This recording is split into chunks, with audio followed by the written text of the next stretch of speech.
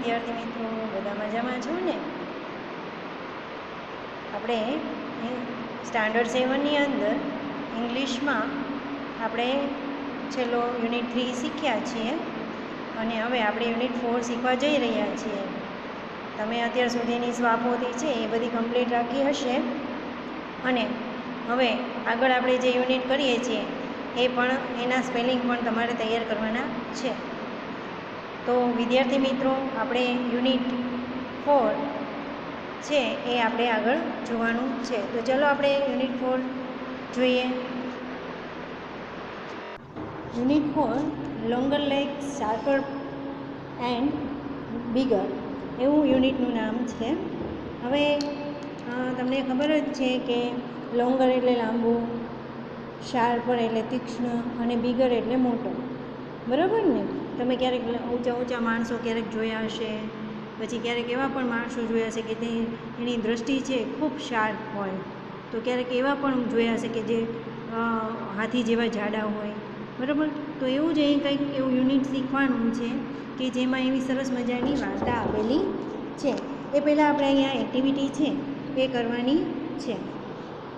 નીચે આપેલા ચિત્ર જુઓ તથા તમારા શિક્ષક વર્ણન કરે તે સાંભળો અને પછી જે કહે તે પ્રમાણે તેમની સૂચના અનુસરો.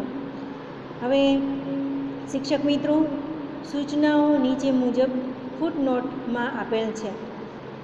Draw a mustang on the fat boy's face, બરાબર? હવે અહીંયા તમે જુઓ, કોઈ જાડો છોકરો છે એની ઉપર, એના ફેસ ઉપર શું કરવાનું છે? મુસ્ટાન્સ દોરવાની છે. તો આ જાડો છોકરો છે એની ફેસ ઉપર મુસ્ટાન્સ દોરો. પછી draw a star on the high mountain, જે ઊંચામાં ઊંચું જે માઉન્ટેન કયું છે તો આ છે, બરાબર? તો એની ઉપર તમારે સ્ટાર દોરવાના છે. શું કરવાનું છે? સ્ટાર્સ દોરવાના છે. Put a bird on the tall tree, હવે આ જે વૃક્ષ છે ત્યાં તમારે સરસ મજાના પક્ષીઓ છે એ ઉડતા હોય એવું દોરવાનું છે. પછી draw a cat on the short road, હવે અહીંયા એક નાની કેડી છે, અહીંયા એમાં એક નાની એવી બિલાડી છે એ દોરવાની છે. હવે બિલાડી અહીંયા દોરશો તો દોરાશે નહીં, પણ તમારે તમારી બુકમાં દોરવાની છે. પછી draw a fish in the lake, હવે અહીંયા લેકની અંદર તમારે શું કરવાનું છે? માછલી દોરવાની છે. માછલી દોરો, બરાબર?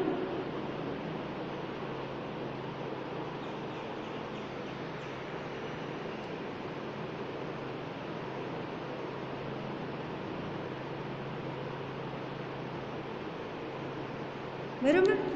તો વિદ્યાર્થી મિત્રો, તમારે આ ચિત્ર છે જેમ ઇન્સ્ટ્રક્શન મેં આપી એમ સારી રીતે તમારે પૂર્ણ કરવાનું છે. તો હવે આપણે પાછા એક્ટિવિટી 1 છે એ જોઈ હવે નેક્સ્ટ પેજ ઉપર આપણે જઈશું. એક્ટિવિટી 2 છે, તેમાં નીચે જોડીમાં 2 ચિત્રો આપેલા છે. એમાં એક છે એ રૂમ નંબર A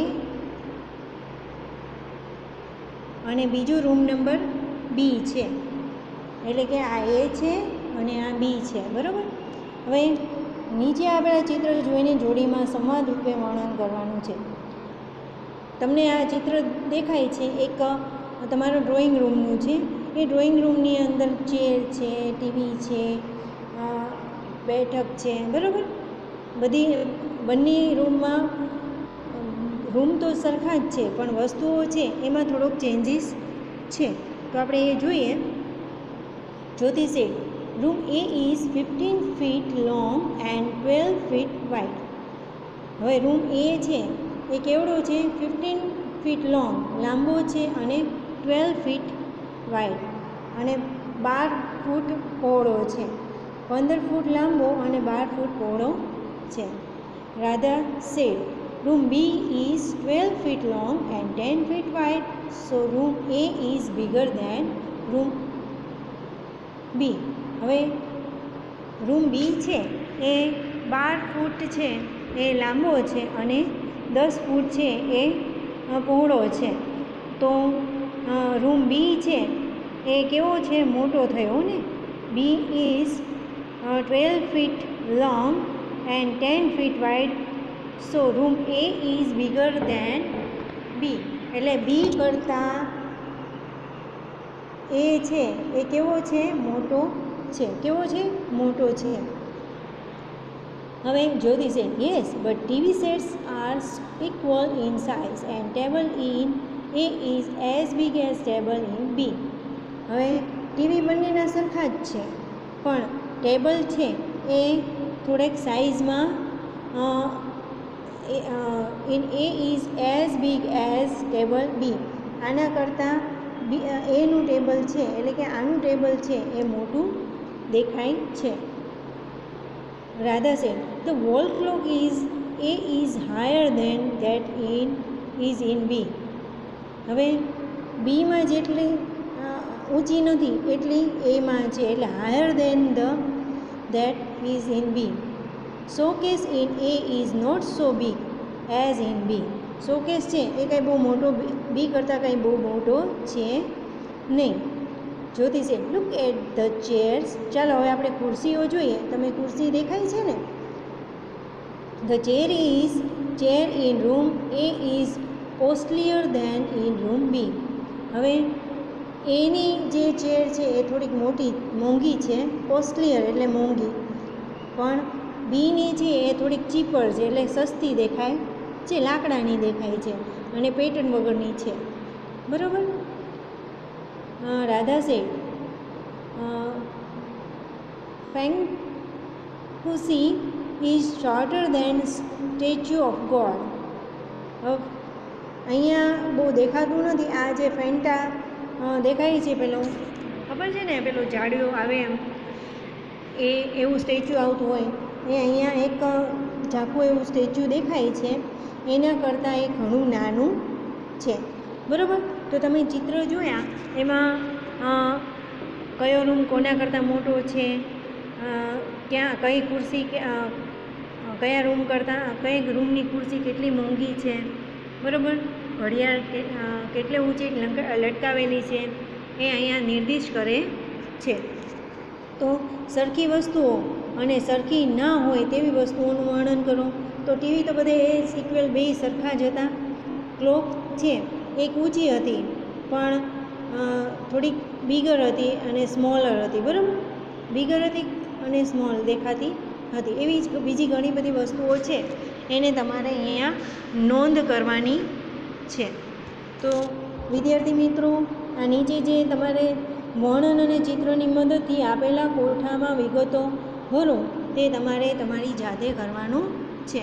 અને આ બધા જે સ્પેલિંગ જેટલા આમાં આવતા હોય એ તમારે તમારી નોટબુકમાં 5-5 વાર લખવાના રહેશે. હવે આપણે પાછા નેક્સ્ટ પેજ ઉપર જઈએ.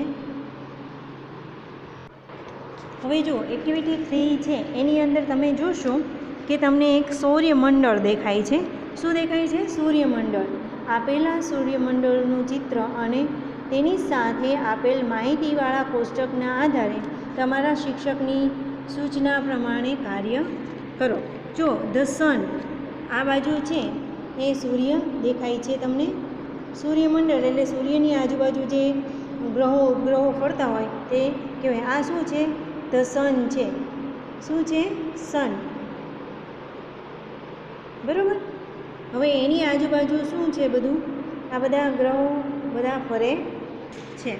તો તેની આપેલ માહિતીવાળા કોષ્ટકના આધારે તમારા શિક્ષકની સૂચના પ્રમાણે કાર્ય કરવાનું છે. તો તમે જુઓ એ સૂર્યમંડળ દેખાય છે તમને. બરાબર. હવે એ સૂર્યમંડળની આજુબાજુ જ કેટલા ગ્રહો ઉપગ્રહો ફરતા દેખાતા હશે તે તમે જુઓ. દેખાય છે ને? બધા ગ્રહો છે દેખાય છે. બધા આગળ પાછળ છે એ તમે જોઈ શકો છો.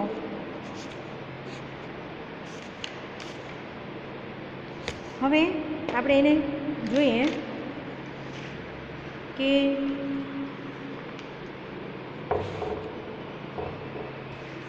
અહીંયા જ્યુપિટર છે. બરાબર. પછી અહીંયા સેટર્ન છે, સેટર્ન એટલે શનિ, યુરેનસ છે,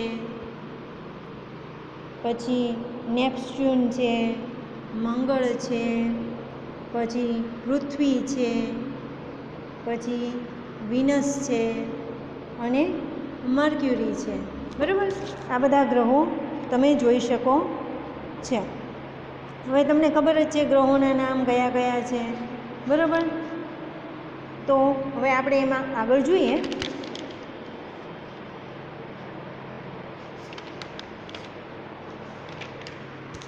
તો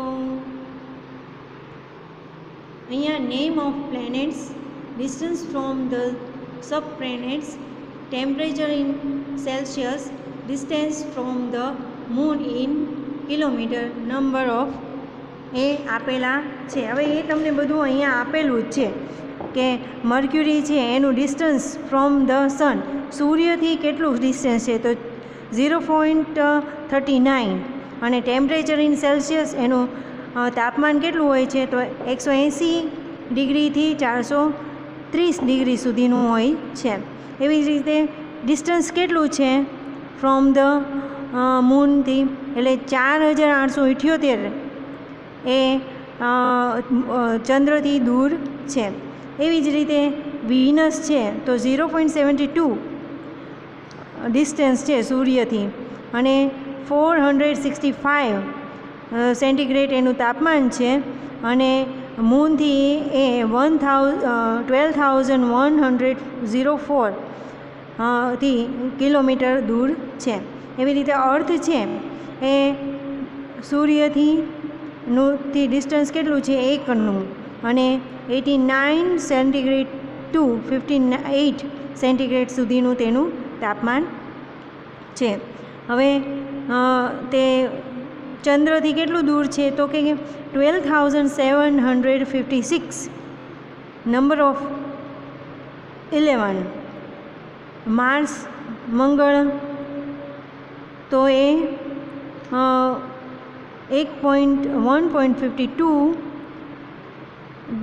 temperature 8220, distance from the moon 6,787, and number of 22. Jupiter 5.20, temperature 150, distance from the moon in 1 lakh 42,800, number of 6,363. Saturn 9.54, 170 Celsius, 1,20,000 distance from the moon, and number of 6,262.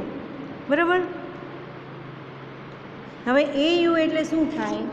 AU એટલે લખેલું છે એસ્ટ્રોનોમિકલ યુનિટ છે, અવકાશ યાનિક એનું unit છે. બરાબર. હવે અહીંયા બ્લેન્ક આપેલી છે. The Venus is bigger than the, Venus છે એ કોનાથી મોટું છે?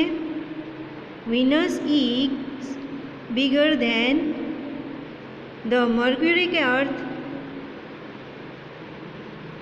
Venus is bigger than the Mercury. બરાબર. તો શું આવશે? મર્ક્યુરી આવશે.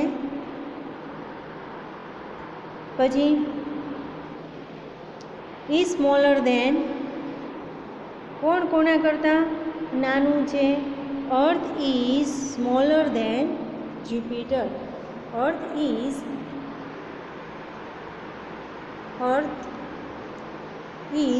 Smaller than Jupiter. બરાબર. પછી third, which planet is farther from the sun, the Jupiter or the Saturn? તમે અહીંયાથી જોશો સૂર્ય કયો સેટર્ન દૂર છે કે દૂર કયો છે ગ્રહ? તો શનિ છે એ ઘણો એનાથી દૂર દેખાય છે. અહીંયા જુઓ સેટર્ન, એટલે અહીંયા શું આવશે? સેટર્ન. બરાબર. પછી which planet is bigger than the Saturn, the Mars or the Jupiter? શનિ કરતાં કયો મોટો છે? તો જુઓ જુપિટર દેખાય છે, આ ગ્રહ છે એ શેતાન કરતાં મોટો છે, એટલે અહીંયા શું આવશે? જુપિટર. બરાબર. Which planet have bigger temperature than the Mars? મંગળ કરતાં કોનું ટેમ્પરેચર હાઈ છે? તો મંગળ કરતાં તો mercury, Venus, earth,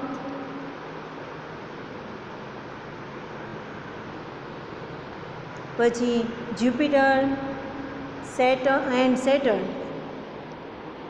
have higher temperature than the Mars. તો વિદ્યાર્થી મિત્રો તમે જોયું કે આ બધા ગ્રહો છે, આ જે સૌર્યમંડળ છે એ કેવું હોય છે, ગ્રહો છે કેવી રીતે તેની ફરતે પ્રદક્ષિણા ભ્રમણ કરતા હોય છે. બરાબર. તો આ બધા જે ગ્રહો છે એનું એક સરસ મજાનું ચિત્ર છે એ તમારે મને ડ્રો કરી અને એનો ફોટો મોકલાવવાનો છે. બધાયના ગ્રહોના નામ, એના ગુજરાતી નામ અને એના વિશે થોડી ઘણી માહિતી આપવાની છે. અહીંયા કેમ બધી મર્ક્યુરી, વિનસ, અર્થ, માર્સ, જ્યુપિટર, સેટર્ન એ બધા એનું ડિસ્ટન્સ કેટલું છે, એસ્ટ્રોનોટિકલ યુનિટ દ્વારા એ કેટલું ડિસ્ટન્સ ધરાવે છે, એનું ટેમ્પરેચર કેટલું છે, એ ચંદ્રથી કેટલા દૂર છે, એનો નંબર કેટલો છે, એ બધું જ મને સરસ રીતે લખી અને એનો ફોટો પાડી અને મોકલવાનો છે. તો મિત્રો તમને આ બધા ગ્રહોની જાણકારી મળી ને? કેવું સરસ સૂર્યમંડળ છે. આપણને ઘણીવાર એવું થાય ને કે આપણે પણ અવકાશમાં જઈ અને આ જોઈએ તો તમારે ક્યારેક વિજ્ઞાન નગરી જઈ અને આવું ક્યારેક સૂર્યગ્રહણ હોય, તમને ખબર છે હમણાં સૂર્યગ્રહણ હતું, ખગ્રાસ સૂર્યગ્રહણ, એ તમે જોયું હશે. બપોરે 1:30 વાગ્યા સુધીનું ટાઈમિંગ હતો.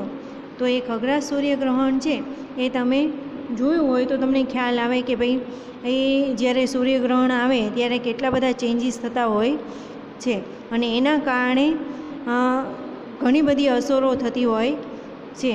કે એવું કહેવાય છે કે અમુક ખગ્રાસ સૂર્યગ્રહણ હોય કે મોટામાં મોટું સૂર્યગ્રહણ હોય ઘણા ટાઈમ પછી આવતું હોય છે અને એ પછી ઘણી બધી આફતો પણ આવતી હોય છે. એટલે કે કુદરતી આફતોનો સંકેત છે.